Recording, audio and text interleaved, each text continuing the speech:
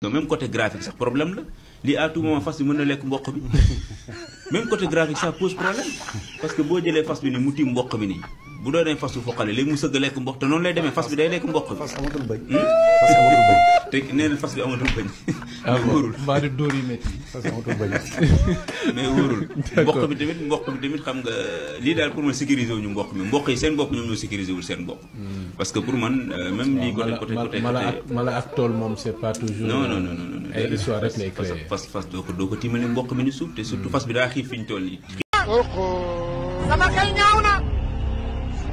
sama xel ñaaw na waaye PDS amoo leen xel PDS muusoo leen PDS ndeketi man jàppoon naa ne ay magum jëmu ñoo fa nekk mais non PDS nan ngeen mën a xulee ba def genre erreur bi yéen APR ay xaj ay mbaam lañ ay bukki lañ mais ñoom bañ nañ ko ba seen couleur seen symbole parti dañoo jël fas ñu def fa yéen mboq ngeen yor waa léegi mboq nan lay demee lii nag la Youssou Ndour doon wax naan bu àndul ak moroom mi bayam bu moytuwul day ànd ak cere ah oui di ngeen di ànd parce que vraiment nag man am na lu ma gën a neex nag ci seen affaire coalition yi seen xeetu ànd yi ngeen di ànd mooy salaamaaleykum sama gars yi ziar naa leen di leen jox seen yéeguwaay di leen dalal seen YouTube di leen wax ngeen di abonné di like di leen like li ma neex ci seen ànd yi mooy maanaam man loo leen gën a booloo loo leen gën a àndandoo mu doon gën maa neex xam na dégg naa fi seen intercoalition man nag daal Sénégal daal ñun politiciens la moo tax respecté wuñ ñu quoi maanaam bu ñu demee ba waa PUR ak waa APR ak waa Wallu waa Taxaw Wàllu Sénégal maanaam man de affaire yi jaaxal na ma ñoom ñoo ne dañuy ànd xaw ma intercoalition quoi waa PUR ñoom it xaw ma kan lañ yëpp ñoom yum Cheikh Tidiane yum la xaw ma démb dem na CDC xaw ma ba déposé seen liste yi pour seen coalition bi quoi après ñoom ñu xëy di ñu jéem a lëndëmal naan yëguñu ko xaw ma lii wala man daal Sénégal daal man daal la ma leen di ñaan ngeen booloo waaw parce que nag la Alboury doon wax rek ñun moom balaa ñoo mën a xeex dëgg ngeen mat ay fukk ay 20 ay 30 mais ay benn yi moom xeeb nañ lool booloo leen doon leen benn say nga xam ne le 17 incha allah rabbi dañ leen di boole yéen ñëpp suul ci benn kàmb jàll ci beneen Sénégal bu bees parce que nag gars yi def leen attention système bi deewagul système bi le 17 la war a dee xool leen paa bi ngeen diglu ko ñoom lan mooy seen objectif ci buñ jotoon kii bi nu mu tudd majorité assemblée nationale seetaan leen vidéo bi. fay bi day métti. ñoom ku si ne yaa ngi jël sa marakis téye préparé revanche bi. pour que léegi boo contrôler assemblée. kenn du dissoudre conseil économique social. kenn du dissoudre au conseil d'économie territoriale. yenn projet de loi yi boo ko ñëwee indi ko kenn du ko voté. yenn vote du budget da nga leen di neexal. bloqué les lois de finance. da nga leen di neexal sinon duñ ko voté. da ngeen di waxtaan pour fexe gérer ensemble l'état. il le faut nga jox leen ay portefeuille yu am solo. ñu mën a gérer. sinon dañuy bloqué. c'est ça et ainsi de suite loolu mooy enjeu stratégique. très bien nag ñoom laa la wax am nañ indemnité yoo indemnité boo xamante ni indemnité yoo xamante ni ñoom seen bopp indemnité am nañ ay indemnité yoo xamante ni liñ doon ministre moo tax ñu am indemnité yooyu léegi indemnité yooyu hélas bëgg leen koo xañ teg ko bala ma wax non dégg ngeen bu baax paa bi lu mu wax muy paa bu saay waay paa bu bon sax paa bu soxor ñoom nag lii mooy seen rêve mooy seen objectif mooy bu ñu amee majorité mën a bloquer réew mi man di chantage président bi di ko laaj ay somme voilà maanaam jaxase réew mi quoi nga xam ne président lu mu indi assemblée nationale dañ koy teg ci table bi ne ko nag waaw da ngay def nii ñu def nii boo deful nii duñ def nii maanaam saaru chantage yooyu noonu ba noppi bloqué réew mi jaxase réew mi ñoom xam nga ñenn si ñoom dañuy dem ba ci biir bu ñuy wax yenn waxi sax duñ ko tey parce que effectivement loolu moom mooy seen bëgg-bëgg mooy jaxase réew mi mais heureusement ba yàlla bëgg na Sénégal ba jël na xolu Sénégalais yi tijji ko ak xelu Sénégalais yi tijji ko ba nga xam ne xam nañ lu ñu war a def le 17 incha allah rabbi te gëm naa ne le 17 dinañ ko def di ci des mooy ñu manko sensibiliser ci kër yi ni ngeen ko doon defee ci élection présidentielle yi ngeen xam ne élection bii ñu jëm du élection bu ndaw élection bii ñu jëm bu ko kenn xeeb élection bi ñu jëm bu ko kenn xeeb bu kenn jàppar ne mbir yi jeex na wala nga xeeb sa benn carte toog sa kër wala nga jàpp ne boo votéwul gars yi dinañ voté bul xeeb sa benn carte boobu boo nekkee Dakar war a dem ba Kédougou wala Matam sax na la ko jaral daggal sa paas nga dem foofu nga voté ji kenn ku nekk fa nga war a voté incha allahu rabi waaj ko nga dem voté ji bu leen xeeb élection bi. xam nga damay seetlu loolu ci réew mi depuis bu may dala bàyyi xel mbiru élection ba léegi mooy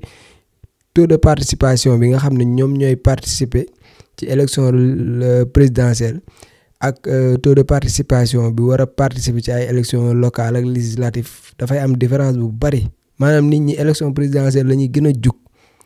mais élection bii dama leen ko ñaan ngir yàlla jug leen doo leen toog ak seen maire ak paa yi ak xale yi xamagul dara conscientiser leen wax leen lan mooy enjeu yi ñu xam ne suñu réew ginnaaw bañ ko jëlee ci loxo yu bon ya mu nekkoon ba pare lii mooy nag li ci desoon ngir ñu mën a jeex c'est fini ak système bi bii rendez-vous bi kenn waru ko raté sama gaay rendez-vous bee amoon na solo lool mais dama naan sax est-ce que bii ëpp ko solo est-ce que bii ëppul solo bee il faut que nag ñu taxaw temm ci waajal élection bi kenn ku nekk na nga denc sa carte ñi nga xam ne ñu ngi toog di xaw a jàpp ne sax li nga deful gars yi dañ la ko def fii kenn ku nekk sa carte yaa ko moom yaay votel sa bopp kenn du la votel dimbali leen ñu ngir yàlla ngeen jug ndax yàqkat yaa ngi taxaw ba léegi jàpp ne dese nañ ay porox ndol yu ñu mën a jaar ngir continuer di yàq te loolu dañoo war a tàqalikoo loolu ba faw voilà en tout cas loolu laa amoon ci lu mu leen wax boo leen xeebee élection bi nag xeeb sa musiba rek voilà. joxe élage. gis nga yow fi mu ne lu ma am ci saagay ndey ak sama xarit yi lu ñu wax ci saagay ndey rek maa ko dajale pour yow. N'est-ce pas lui qui disait que le Sénégal n'a pas besoin de héros ni de messie, mais d'une masse critique de citoyens qui sont conscients des enjeux. ma yokkaloon ko ci ne et qui ont le courage d'agir. Au président Babacar Diop bu ñu gisee ci prison Cap Manuel ma ne ko suñu génération te quand je parle de génération d'âge dafa mën a am rek du sang neuf, mais c'est une génération de conscience parce que li ñu porté nii depuis avant les indépendances ay sénégalais porté nañ ko avant nous et après nous ay nit dinañ ko porté dafa mel ni rek diine la révélation elle est unique mais dafa am ay plusieurs porteurs dans le temps quel que soit le prophète te loolu moo tax ba ku ci mujjee bi daf leen wax ne gëm leen ñi weesu ngeen gëm seen livre yi nga xamante ne moom lañ leen yónnee te lu ñu mën a jàngal nit ki mooy yàlla kenn la moom lañ war a jaamu moom la ñu war a ragal kon génération de conscience bi may wax nii ñi ko porté woon bien avant di xeex pour Sénégal am indépendance am ñu koy xeex di ko xeex dans le parti dans l'opposition jël pouvoir di ko xeex au sein de l'opposition par des principes moo continué tey